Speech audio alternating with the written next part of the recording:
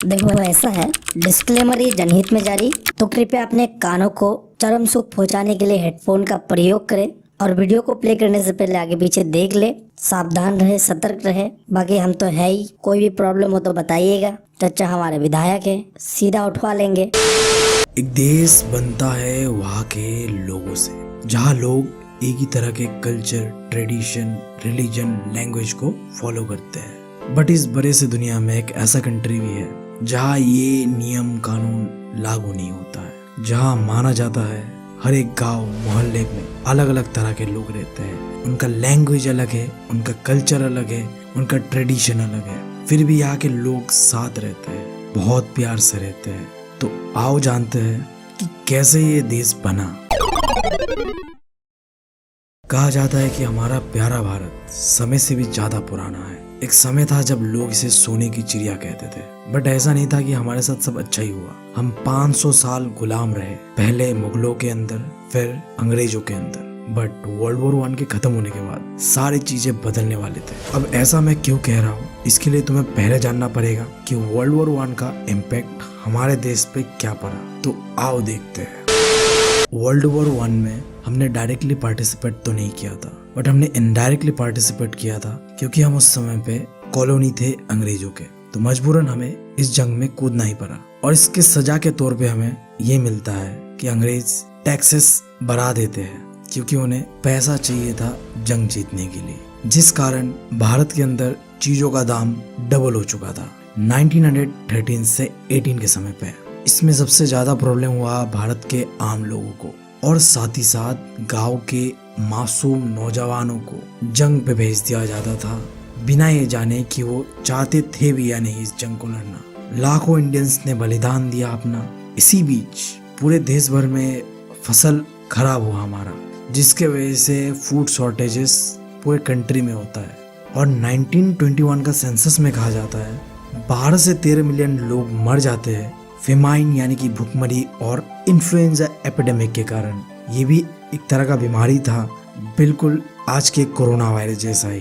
और ये सारे चीजें होने के कारण भारत के आम लोग चाहते थे कि हमें अब आजाद होना है, हमें और दबके नहीं रहना है, हमें इस गुलामी वाला जिंदगी से मुक्ति चाहिए। उन्हें जरूरी था एक मसीहा का, एक ऐसा आदमी जो कि उनके प्रॉब्लम्स को हमेशा हमेशा के लिए खत्म कर दे। अब जैसे अमेरिका को बचाने के लिए कैप्टन अमेरिका है, रवांडा को बचाने के लिए ब्लैक पैंथर है, उसी तरीके से हमारे इंडिया को बचाने के लिए आए गांधी जी। इनके पास पावर था सत्याग्रह का, यानी पावर ऑफ नॉन वायलेंस। एक पतले, दुबले और छोटे से इंसान ने अंग्रेजों के नाक पे दम करके रखा हुआ था।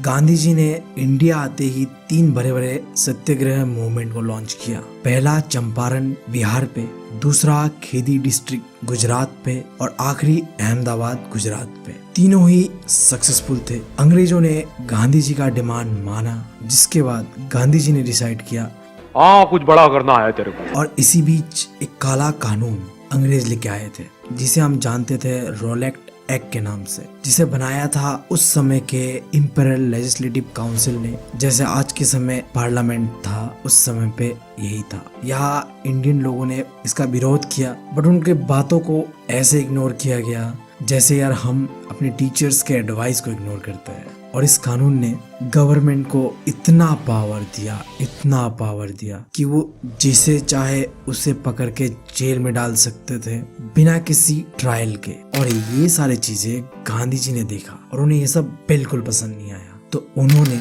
देश भर में इन 1919 को एक सत्याग्रह मूवमेंट लॉन्च किया, जहां लोग पीसफुली प्रोटेस्ट कर रहे थे इस कानून के विरोध पे। अब इससे अंग्रेज डर गए थे, क्योंकि आज से पहले इतना बड़ा प्रोटेस्ट किसी ने नहीं कर पाया था, बट गांधी जी ने किया था। तो उन्हें कुछ ना कुछ करके इस प्रोटेस्ट को खत्म करना था। तो उन्होंने एक अंग्रेज ऑफिसर था जनरल डायर नाम का, उसे कहा कि जाओ और इस मूवमेंट को खत्म करके आओ। अब ये सत्याग्रह मूवमेंट जोरों शोरों से अमृतसर पे चल रहा था। ये सारी चीजें जनरल डायर ने देखते हुए मार्शल लॉ को इम्पोज किया अमृतसर पे, जहां अब अगर कोई भी इंसान सड़क पे घूमता हुआ दिखा गया तो उसे सीधा पेल दिया जाएगा। और इंडियंस को सबक सिखाने के लिए उसने एक ऐसा चीज किया जिसके बारे में मुझे आज भी बताते हुए गुस्सा आ रहा है भाई, जिसे हम जानते हैं जलियांवाला बाग मैसेकर के नाम से। अब यहाँ हुआ क्या था? ये समय था 13 अप्रैल 1919। अमृतसर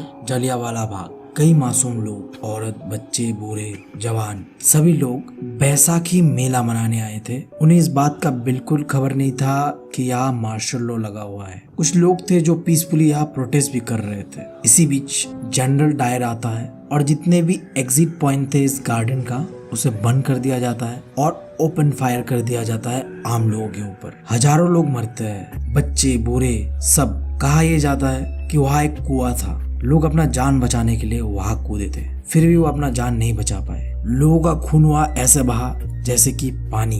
अब जब इस चीज का खबर देश भर में पहुंचा तो लोगों का दिमाग खराब हो चुका था और पूरे देश भर में वायलेंस शुरू हो चुका था, जो कि गांधी जी को बिल्कुल पसंद नहीं आया और गांधी जी ने इस मूवमेंट को वही बंद करवा दिया। अब एग्जाम में अगर पूछ ले कि बताओ, जो सत्याग्रह मूवमेंट रोलेट एक्ट के अगेंस्ट में चल रहा था उसे गांधी जी ने क्यों बंद करवा दिया? तो पहला तो जलियांवाला बाग मैसेकर के कारण, दूसरा जो आम लोगों ने इसके कारण इतना वायलेंस किया, और तीसरा इस मूवमेंट में काफी कम लोगों ने ही पार्टिसिपेट किया था, जिसकी वजह से इस मूवमेंट को दबाने का मौका आसानी से मिल गया अंग्रेजों को। अब गांधी जी सोच रहे थे कि हमें अब कुछ इससे भी बड़ा करना है, जिसके लिए हमें हिंदू और मुस्लिमों को एक करना पड़ेगा। उस समय इंडिया के मुस्लिम लोगों का एक अलग ही प्रोटेस्ट चल रहा था खिलाफत मूवमेंट के नाम से। अब यहाँ basically world war 1 Ottoman empire हार चुका था और कहा यह जा रहा था कि अब जो ओटोमन एम्पायर यानी कि जो खलीफा है वहाँ का, इनके ऊपर एक बहुत ही कड़ा ट्रीटी को इम्पोज किया जाएगा, जिसके बाद इनका पावर को खत्म कर दिया जाएगा।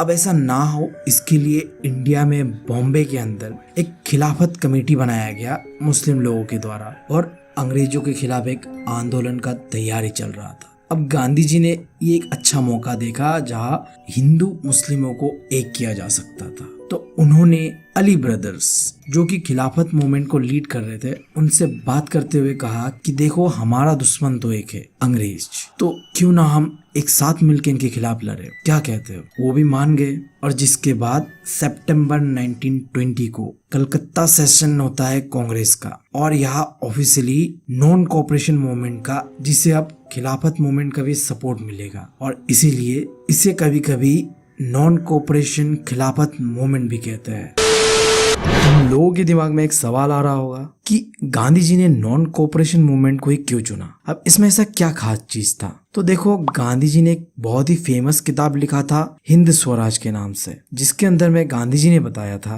कि अंग्रेज भारत के अंदर में इसलिए राज कर पा रहा है क्योंकि हम उनका साथ दे रहे हैं। अगर हम उनका साथ देना छोड़ दे तो कुछ सालों के अंदर ही अंग्रेज इस देश को छोड़ के चले जाएंगे, ऐसा मानना था गांधी जी का। तो इसीलिए उन्होंने जनवरी 1921 को नॉन कोऑपरेशन खिलाफत मूवमेंट को लॉन्च किया। ये पूरे देश भर में फैला और इंडिया के अलग अलग जगह पे अलग अलग तरह से इस मूवमेंट को किया गया। पहले देखते हैं कि ये मूवमेंट टाउन एरियाज में कैसे चल रहा था। तो टाउन एरियाज में ये मूवमेंट को मेनली लीड कर रहे थे मिडिल क्लास लोग, जैसे कि स्टूडेंट, टीचर्स, लॉयर्स। इन सभी लोगों ने जितने भी अंग्रेजों के द्वारा कंट्रोल किए हुए इंस्टीट्यूशन थे उन सबको बॉयकॉट कर दिया। साथ ही साथ इंडियन पॉलिटिशियंस ने इलेक्शन भी लड़ने से मना कर दिया, एक्सेप्ट मद्रास। और जितने भी फॉरेन गुड्स थे उन्हें भी बॉयकॉट कर दिया गया और दारू के ठेकों को बंद करवा दिया गया और अंग्रेजी सामानों को जला दिया गया। सब कुछ सही चल रहा था, बट ये मूवमेंट ठप पड़ गया 2 कारणों की वजह से। पहला तो लोगों ने विदेशी सामानों को छोड़ के खादी तो अपना लिया था, बट खादी बहुत महंगा था, जिसके कारण लोग लंबे समय तक इसे इस्तेमाल नहीं कर पाए। और साथ ही साथ अंग्रेजों के इंस्टीट्यूशन को टक्कर देने लायक उस समय पे कोई इंडियन इंस्टीट्यूट तो था नहीं। तो हार मानते हुए जितने भी स्टूडेंट, लॉयर, टीचर्स थे, उन्होंने मजबूरन अंग्रेजों के इंस्टीट्यूशन में ही ज्वाइन कर लिया। अब ये तो मैंने बात किया टाउन एरियाज का। गांव में क्या चल रहा था भाई? तो देखो, गांव में 2 मूवमेंट चल रहा था, एक पीजेंट्स का, एक ट्राइबल पीपल्स का। पहले देख लेते हैं पीजेंट्स का। देखो, पीजेंट्स के मूवमेंट को लीड कर रहा था बाबा रामचंद्र और इस मूवमेंट का मेन एम था कि लैंडलॉर्ड यानी कि जमींदारी सिस्टम जो है इसे खत्म करना है भाई। और उनका डिमांड था कि जो ये रेवेन्यू है इसे कम कर दिया जाए और वह बेगर सिस्टम चलता था, इसे भी खत्म कर दिया जाए। यानी कि बिना पैसा दिए यार काम करवाया जाता था गरीब पीजेंट से, जो कि नहीं होना चाहिए। और साथ ही साथ जमीन का बंटवारा बराबर हो, ऐसा चाहते थे वहां के पीजन। और पीजन का सबसे बड़ा डिमांड था, वो पूरा बॉयकॉट करते थे कि ये जमींदारी सिस्टम होना ही नहीं चाहिए। बट इस मोमेंट में भी कुछ प्रॉब्लम था। सबसे पहला चीज तो यहाँ पीजन्स ने वायलेंस का इस्तेमाल किया, बाजारों को लूटा गया और गांधी जी के नाम पे लोगों का चूतिया काटा गया। उनसे ये कहा गया, देखो अब हमें टैक्स नहीं देना पड़ेगा और जमीन जो है जमींदारों का, उसे हम सब पे बराबर बांट दिया जाएगा। बट ऐसा कुछ सच था नहीं।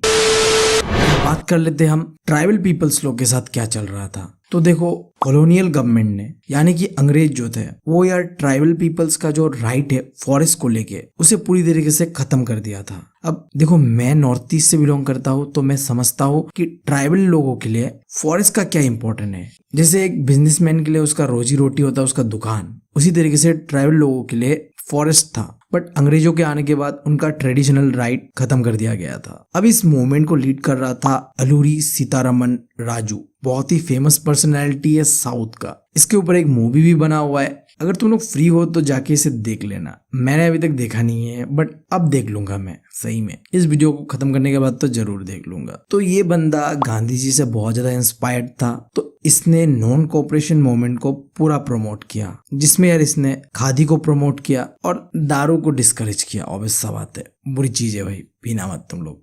बट राजू का गांधी जी से एक चीज को लेके मुठभेद था। गांधी जी विश्वास करते थे नॉन वायलेंस पे, जबकि राजू का मानना था कि आजादी तो यार लड़के ही मिलेगा। और इसी सोच के कारण वो यार अपना जिंदगी से हाथ धो बैठता है 1924 को। बट यार मरने के बाद भी वो फोक हीरो बन जाता है ट्राइबल पीपल्स के लिए। आज भी यार स्पेशली आंध्र प्रदेश में काफी रेस्पेक्टेड पर्सन है वो। अब यार आ जाओ मेरे बर्थ प्लेस असम, जहाँ यार जो टी प्लांटेशन वर्कर्स थे उनके साथ भयंकर डिस्क्रिमिनेशन हो रहा था। उनके लिए इस मूवमेंट और फ्रीडम का सिंपल सा मतलब था कि हम कहीं भी जा आ सके अपनी मर्जी से। अब मैं ऐसा क्यों कह रहा हूँ, क्योंकि अंग्रेजों ने एक ऐसा कानून बनाया था जिसका नाम था इनलैंड इमिग्रेशन एक्ट ऑफ 1859, जिसके अंदर जितने भी प्लांटेशन वर्कर्स थे उन्हें बिना परमिशन का टी गार्डन से निकलने का अलाउ नहीं था। तो उनका मानना ये था कि देखो अब तो गांधी राज आने वाला है और अब हम आजाद हो जाएंगे और हमें अपने गांव पे अपना जमीन मिलेगा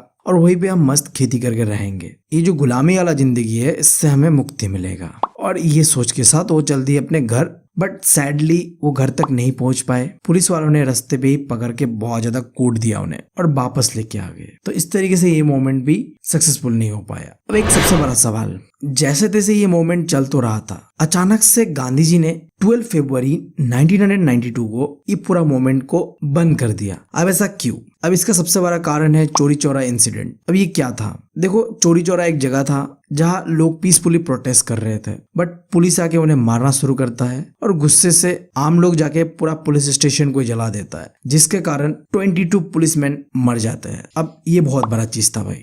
गांधी जी को बिल्कुल पसंद नहीं आया कि वायलेंस कैसे हो गया, तो उन्होंने ये मूवमेंट को वहीं पे बंद करवा दिया। अब नॉन कोऑपरेशन मूवमेंट के खत्म होने के बाद गांधी जी यार चले गए थे छुट्टी पे कुछ दिनों के लिए, और इसी बीच यार 2 इवेंट होता है इंडियन पॉलिटिक्स पे। देखते हैं क्या क्या। पहला यार, पूरे दुनिया भर में एक इकोनॉमिक डिप्रेशन आता है। चीजों का दाम यार बहुत गिर चुका था उस समय पे, क्योंकि यार उस समय एग्रीकल्चर प्रोडक्ट का भी डिमांड इतना नहीं था, विदेश में भी सामान नहीं जा रहा था, एक्सपोर्ट बहुत कम चुका था, और इन सब से यार सबसे ज्यादा लॉस हो रहा था आम किसान यानी कि पीजेंट्स को। अब ये तो पहला इवेंट था। और दूसरा इवेंट यार एक साइमन कमीशन बनता है। अब ये क्या था? अब एक बंदा था सर जॉन साइमन, ये यार इस कमीशन को लीड कर रहा था। अब देखो, साइमन कमीशन का काम ये था कि उन्हें इंडिया के लिए एक कॉन्स्टिट्यूशन बनाना है। बट देखो, सबसे घटिया बात यहाँ में ये थी कि देखो, इंडिया के लिए कॉन्स्टिट्यूशन बनाया जा रहा है बट एक इंडियन नहीं है यहाँ पे। तो ये देखते हुए इंडियन पॉलिटिशियन को गुस्सा आ गया। तो इंडियन पॉलिटिशियन ने अंग्रेजों से कहा, देखो फालतू की बात हमारे सामने तो करो मत, ऐसी बकचोदी तुम कहीं और जाके दिखाओ। और एक नारा शुरू कर दिया, go back Simon, go back Simon. अब ये दोनों इवेंट खत्म होने के बाद गांधी जी का छुट्टी भी खत्म होता है और गांधी जी वापस लग जाते हैं अपने मोर्चे पे। अब गांधी जी अपना एक नया प्लान लेके आता है। अब यार ये 2 महीने में पैसा डबल वाला प्लान नहीं बे। अब गांधी जी ने शुरू कर दिया साल्ट मार्च। अब ये क्या है?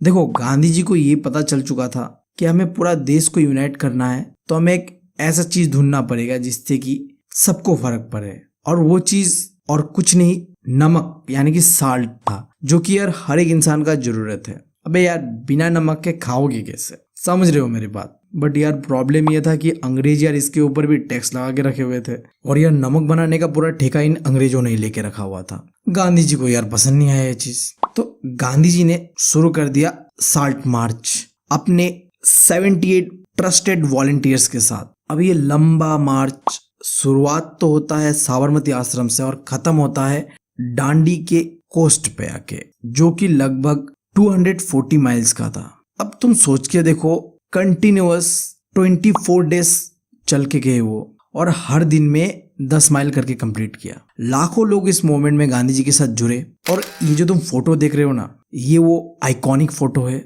जिसे पूरी दुनिया ने देखा। एक इंसान डंडा लेके चल पड़ा है एक ऐसे सफर पे, क्या बताऊं मैं भाई। और वो फाइनली 6 अप्रैल को डांडी पे पहुंचता है और जाके सबसे पहला काम ये करता है कि वो नमक बनाता है और जो ये अंग्रेज का कानून था इसका धजिया उड़ा देता है। और जैसे ही ये इवेंट होता है, इसी से शुरू होता है सिविल डिसोबीडियंस मूवमेंट का शुरुआत। अब देखो, सिविल डिसोबीडियंस मूवमेंट का सिंपल सा मतलब है कि अब यार हम ना सिर्फ बॉयकॉट नहीं करेंगे, हम अंग्रेजों का जो कानून है इसे मानेंगे ही नहीं।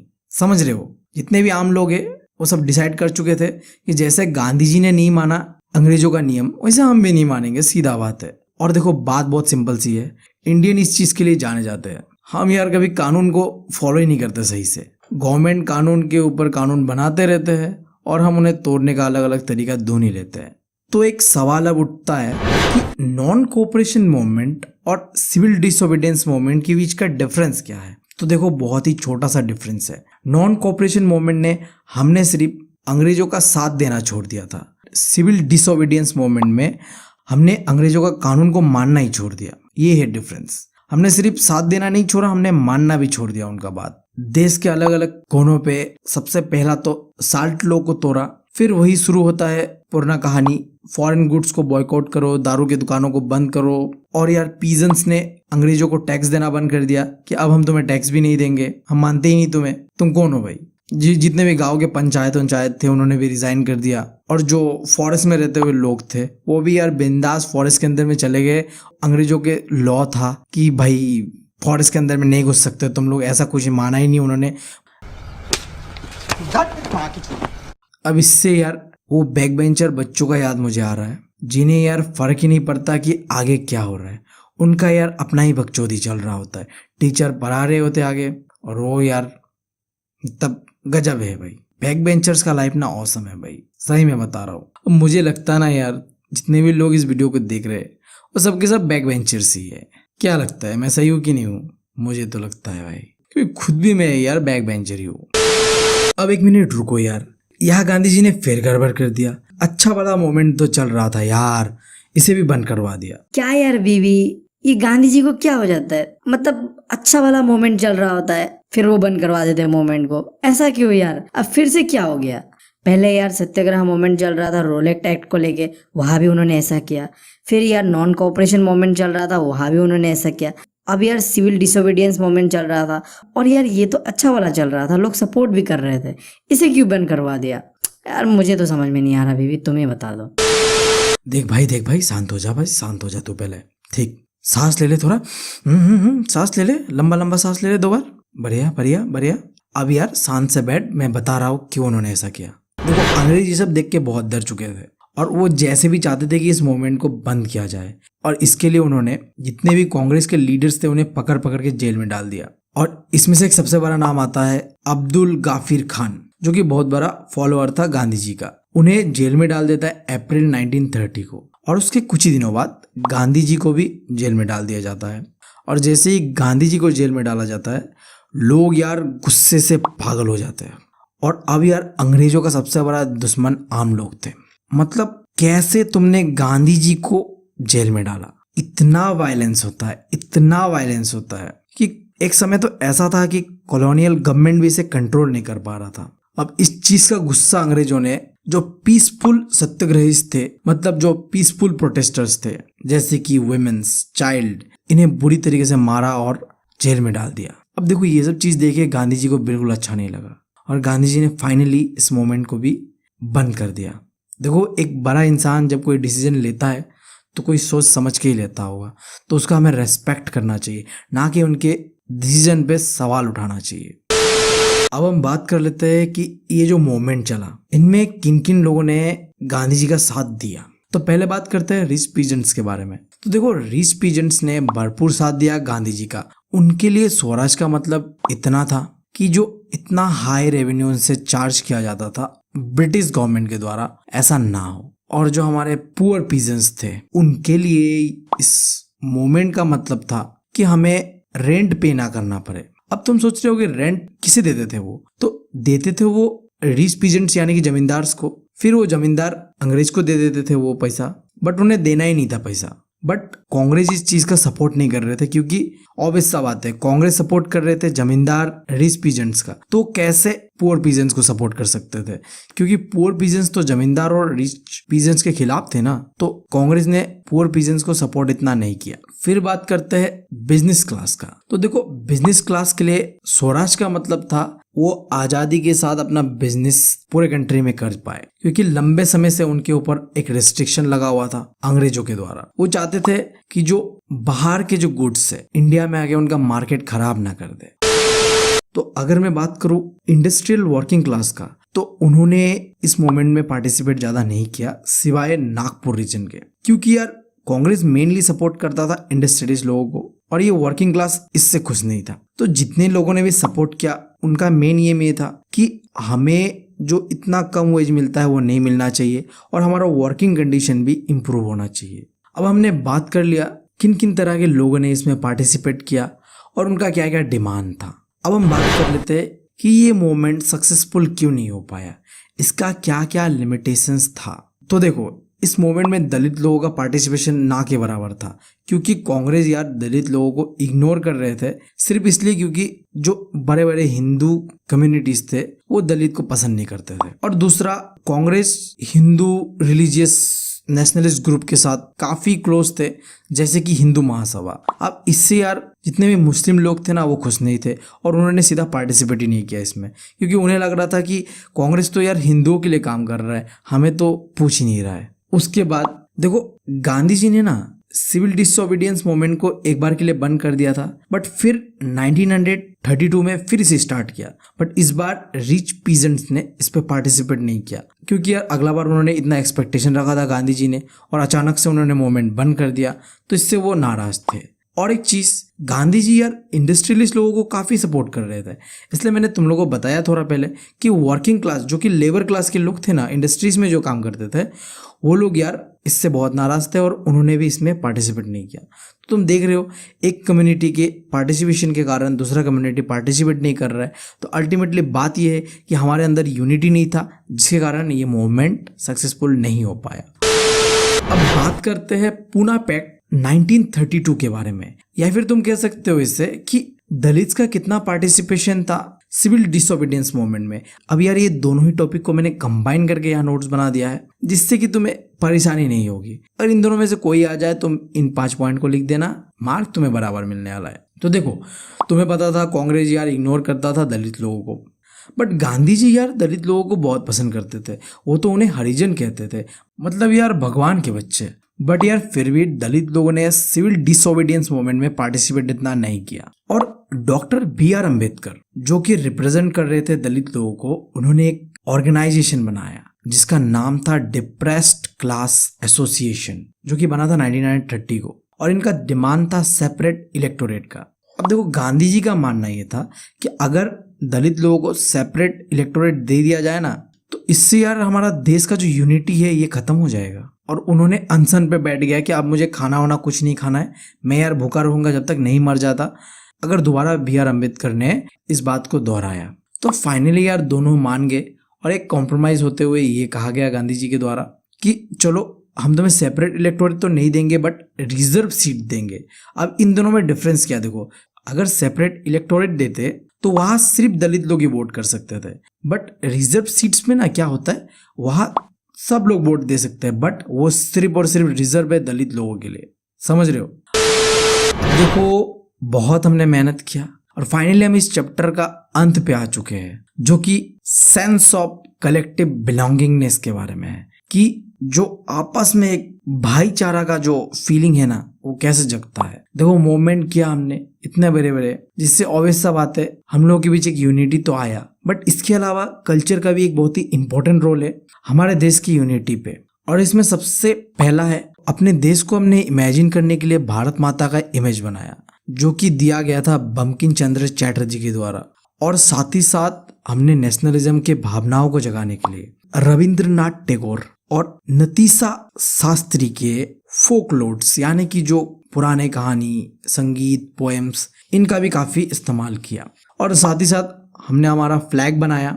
ऑब्वियस सा बात है, एक कंट्री बन रहा है तो उसका फ्लैग भी तो होना जरूरी है। जैसे यार देखो हमें काफी प्राउड फील होता है अपने फ्लैग को देखते हुए। और यार ये चीज हमारे साथ नहीं है, सिर्फ हर कंट्री के लोगों को उनका फ्लैग देख के प्राउड फील होता है। और साथ ही साथ नेशनलिज्म का जो फीलिंग है इससे बढ़ाने के लिए हमने अपना एंशिएंट हिस्ट्री का भी काफी इस्तेमाल किया।